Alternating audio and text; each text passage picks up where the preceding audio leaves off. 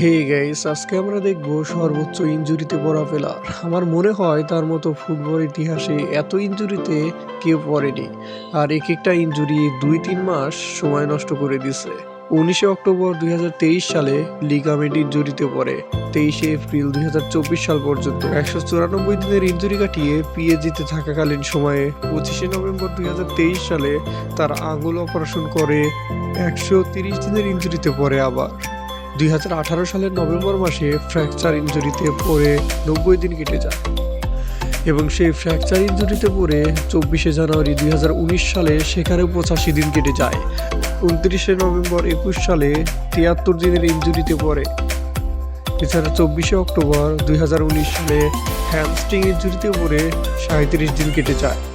৭ই জুন ২০১৯ সালে জাতীয় দলে খেলার সময় ইনজুরিতে পড়ে ৬৩ দিনের জন্য।